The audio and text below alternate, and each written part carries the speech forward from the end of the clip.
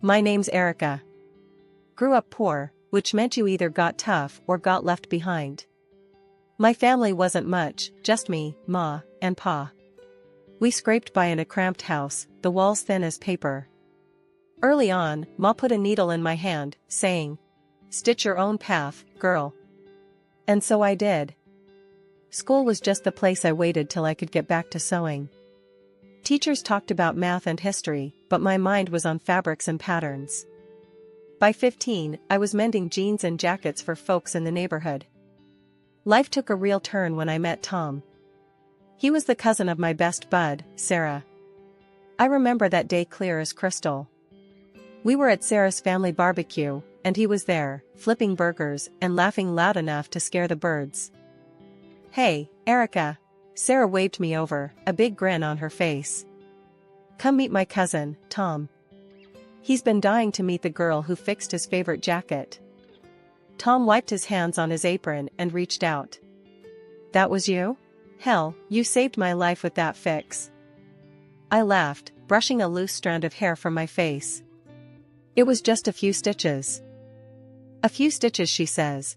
Tom chuckled, giving me a look like I just pulled a rabbit out of a hat. "You're too modest, Erica." We hit it off straight away. He was easygoing, the kind of guy who'd give you the shirt off his back and make a joke while doing it. The more we talked, the more I liked him.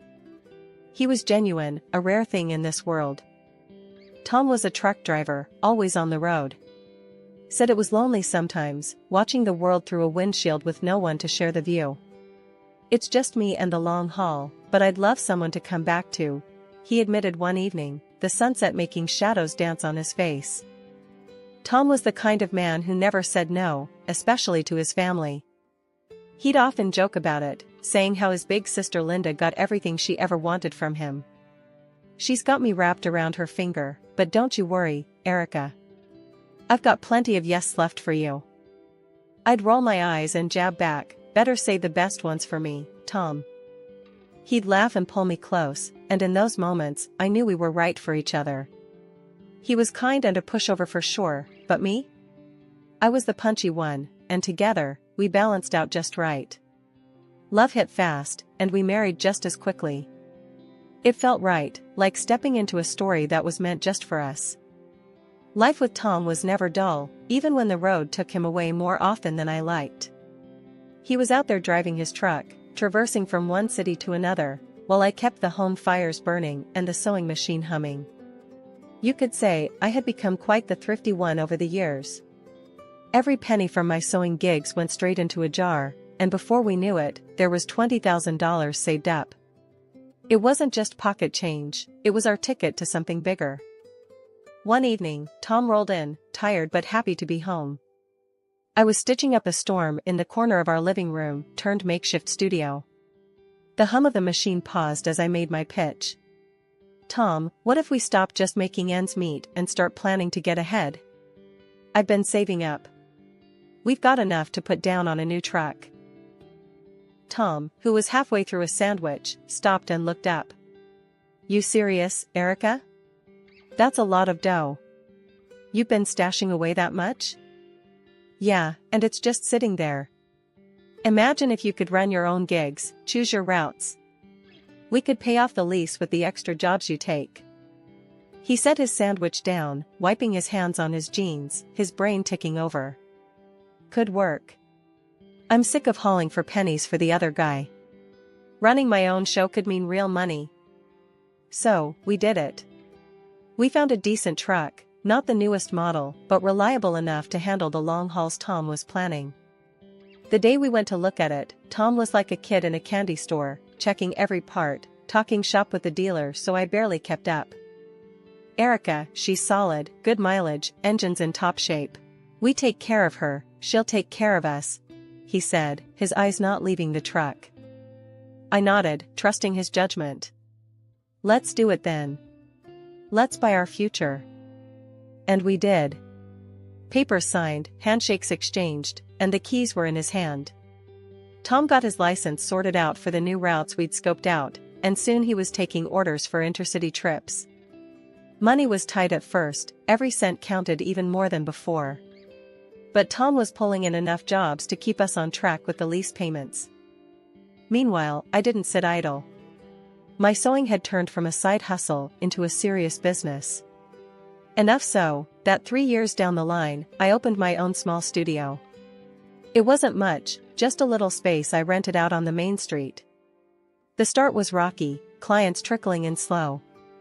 But I kept at it, word of mouth started doing its thing, and my little studio began to see regulars. It was another 2 years of hustle, but finally, things smoothed out. The studio was bringing in a stable income, and we made the last payment on the truck. All that money we used to pour into the lease? Now it was ours to keep. One night, over a quiet dinner, Tom and I decided it was time for the next big step. We've been doing good, Tom. Really good. Maybe it's time we thought about getting a place of our own. A real house, not this cramped apartment. Tom, who'd been quietly listening, nodded. I've been thinking the same. We've worked hard, Erica. We deserve it. So, we started house hunting, and before long, we found a small townhouse. It was perfect for us, just enough space, a little yard, and a room that I could turn into a proper studio. We moved in, and it felt like a fresh start. Everything we'd worked for was finally coming together. After we settled into our new townhouse, Tom and I decided it was high time we took a break. We packed up and headed out to visit his mom, who lived a few cities over. Since Tom's dad passed, his mom had been living with his sister, Linda, and her 2 kids. Tom's mom was a sweet lady, always had been good to me. But Linda, well, that's another story. She and I never really saw eye to eye. Something about the way I came up, made my own way, she didn't like it, always hinting that I was just lucky. We pulled up to their house, a cozy little place with toys scattered across the front yard. Tom's mom greeted us with hugs and homemade cookies, her warmth a comforting blanket. But Linda, she just nodded, her smile tight, eyes scanning us like we were pages in a book she didn't want to read. Dinner was tense from the get-go. Linda cooked, which I made sure to compliment, but you could cut the tension with a knife. As we sat down, the small talk fluttered around, never landing anywhere substantial until Linda, stirring her drink, turned to me. So, Erica, how's that little sewing business of yours? Making good money? Her tone was casual, but her eyes were sharp, prodding. I paused, fork in midair. It's a studio, Linda, and it's doing well, thanks. And Tom's trucking? I bet that's bringing in plenty, huh? She was leaning in now, her voice a mix of curiosity and something darker. I set my fork down, my appetite waning. Linda, I don't think it's very polite to dig into people's finances at the dinner table. I tried to change the subject, asked about her kids, her life. But Linda was like a dog with a bone, wouldn't let it go. The evening spiraled from there, her questions peppering the air until I couldn't take another bite. I think I'm full, I said abruptly, pushing my chair back. Thanks for dinner. I could feel Tom's eyes on me, the weight of an apology in his gaze. I headed to the living room, the echo of their whispers trailing me. Later, when Tom found me looking out the window, the room was dark, save for the streetlights casting shadows. He came up behind me, his voice low. Sorry about Linda. She's always been a bit much. I turned to face him, his features drawn in the dim light. Why do you let her talk to you, or to us, like that? He shrugged, a helpless gesture that didn't sit right with me. I guess I'm used to giving in to her. Keeps the peace, you know? But at what cost? I pressed, my voice firm. She walks all over you, because she knows she can. And now me? Tom ran a hand through his hair, the lines of his face deepening. I know. It's just, complicated. She's been having a hard time since Dad passed, and Mom relies on me to not stir things up. I sighed, stepping closer. I get it, Tom, but it's not right. You can't let her push us around, make us uncomfortable in our own family. Where does it end? The next dinner was just as stressful. I tried to make conversation about benign things, hoping to keep the evening light, but Linda had other plans. She wasted no time, diving straight into dangerous waters. You know, since you two have done so well for yourselves, she started, her voice dripping with a mix of envy and accusation, I think it's only fair that you think about the rest of us who haven't been so lucky. Tom shifted uncomfortably in his seat, looking anywhere but at his sister. I clenched my fork a little tighter, feeling the calm before the storm. Linda continued, undeterred by our silence. In fact, I think it's only right if you two give up your claim on Mom's property. After all, you don't need it. I do. I was stunned. Discussing inheritance in front of Tom's mother, who was very much alive and sitting right there, was beyond inappropriate, it was disrespectful. Linda, I can't believe you're bringing this up now, I said, my voice low and steady. It's Mom's decision, not ours or yours. But Linda plowed ahead, her voice rising. Oh, come on, Erica. You don't need the money. You don't need the house. I'm here with 2 kids, trying to make ends meet. It should be mine. I need it more than you do. Tom looked like he wanted to sink into the floor. He hated confrontation, especially with his sister, but even he looked like he might speak up this time. Before he could, however, his mom intervened. That's enough, Linda, she said, her voice firm, leaving no room for argument. I've already discussed this with my lawyer. The house will go to you and the children, and the money I've saved will go to Tom. That's final. Linda's face turned a shade of red I hadn't seen before. But the house is old. And Erica doesn't need the money, they make plenty. Tom's mom fixed a stern gaze on her daughter. The house being old doesn't change my decision, and it's not your place to comment on Erica's finances. What you need to do is stop counting on others, and maybe get a job to support your children. Silence fell like a heavy curtain. Linda, mouth snapped shut and cheeks burning, didn't utter another word. Dinner ended quietly, and the rest of the evening passed with minimal interaction. The remainder of the week, I spent a lot of time with Tom's mom. The day we were leaving, she pulled me aside, handing me a small, ornate box. This has been in the family for years, she said, her eyes locking onto mine. It's filled with coins from different countries. I've added to it over the years. I want you to have it, to remember me by.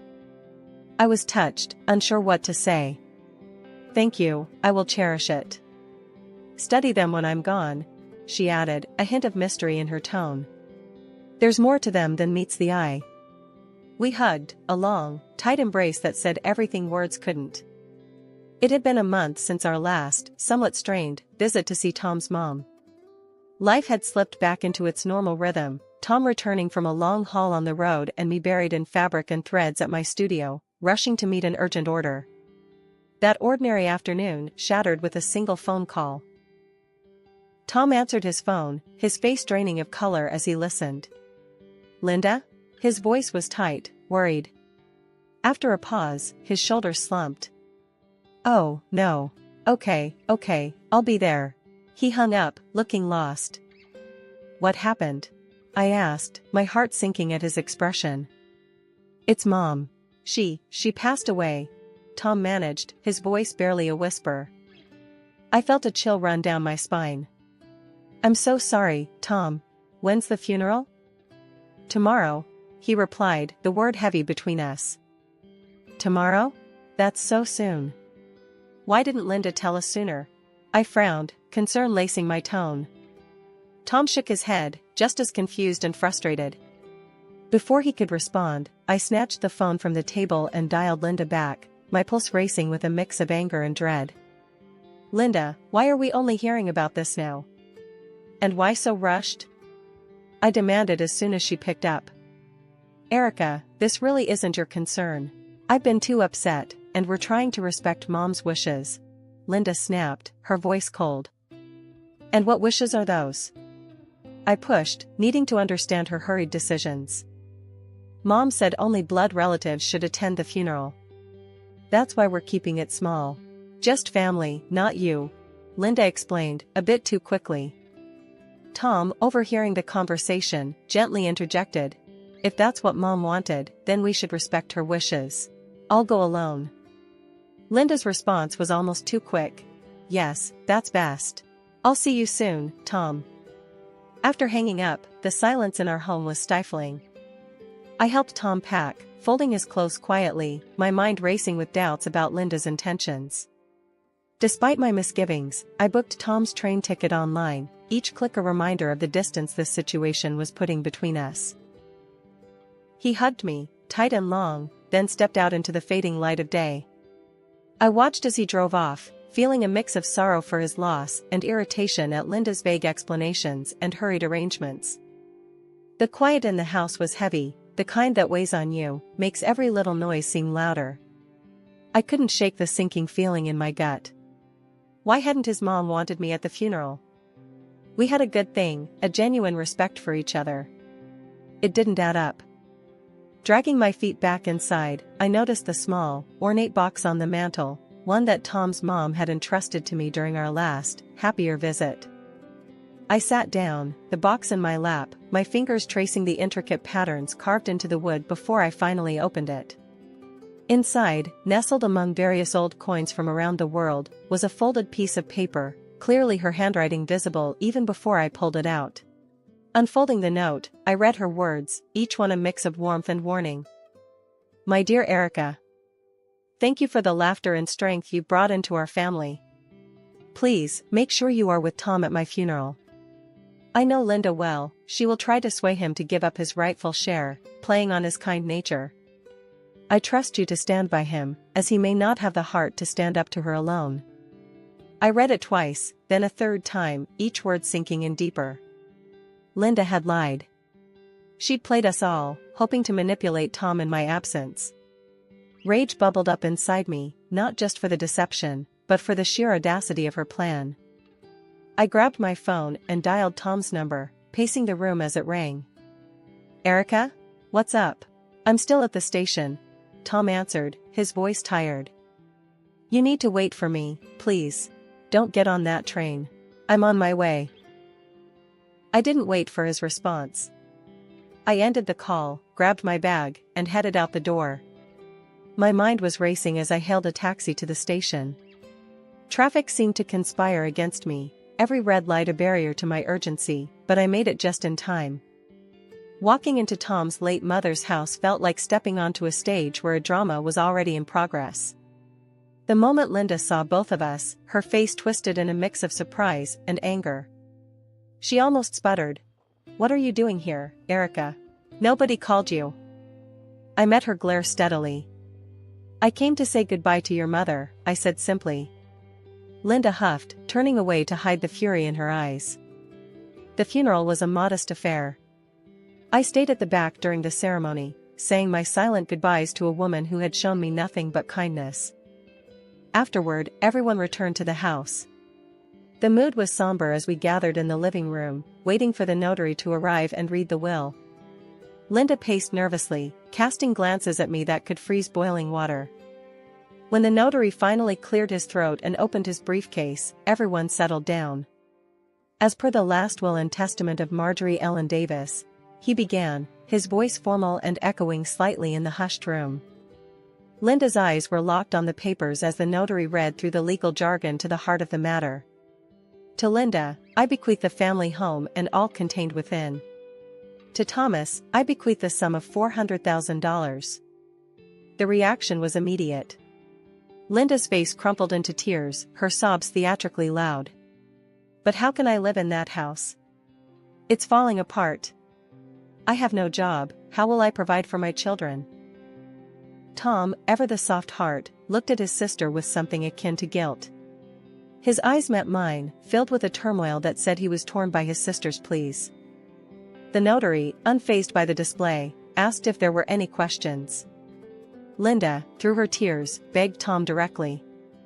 Please, Tom, think of my kids. They're your nieces. We need that money more than you.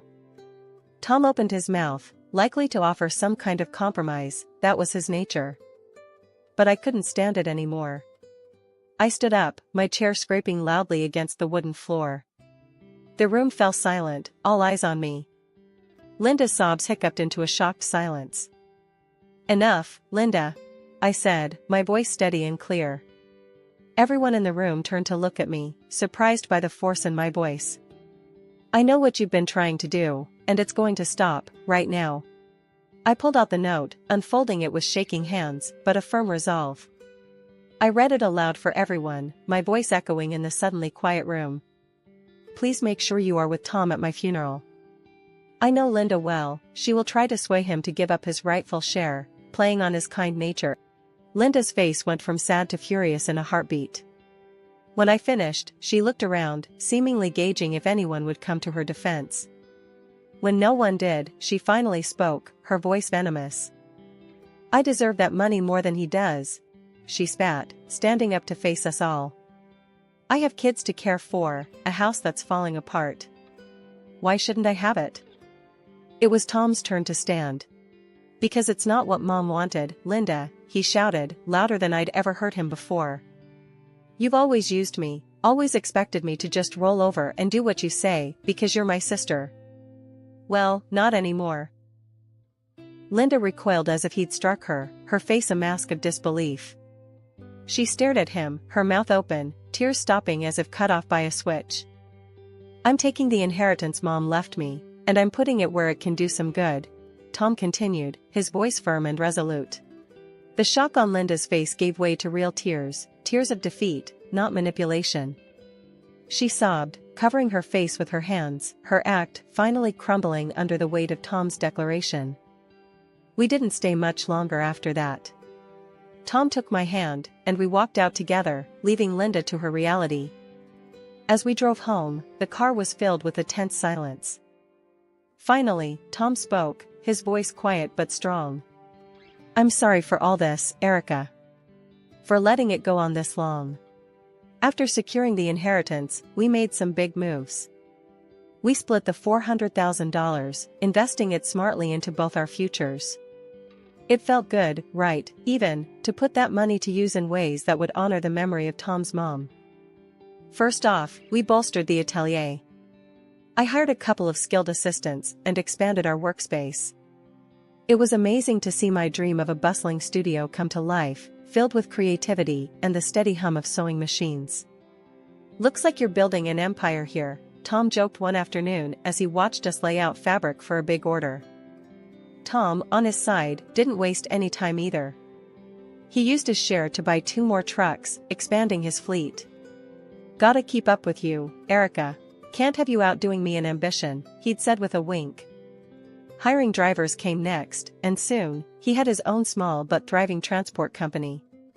It was a proud moment for us both, signing off on those trucks, knowing they were entirely ours, no loans, no debts hanging over us. Speaking of debts, we finally paid off the mortgage on our townhouse. Passing that last check across the bank manager's desk felt like lifting a weight off our shoulders. All ours now, Tom had murmured as we walked back to the car, his arm snug around my shoulders. Life settled into a comfortable rhythm after that. Our businesses were doing well, which meant we could take a bit more time to enjoy the little things. Long walks in the evening, weekend getaways when we could squeeze them in, and plenty of quiet nights at home, just enjoying each other's company. But it wasn't just business thriving in our lives. Recently, we got some news that added a whole new layer of excitement. Turns out, I'm pregnant. The day I found out, I couldn't wait for Tom to get home. I paced around the kitchen, the positive test clutched in my hand, waiting to drop the bombshell. When he finally walked in, I blurted it out before he could even take his coat off. Tom, we're going to have a baby.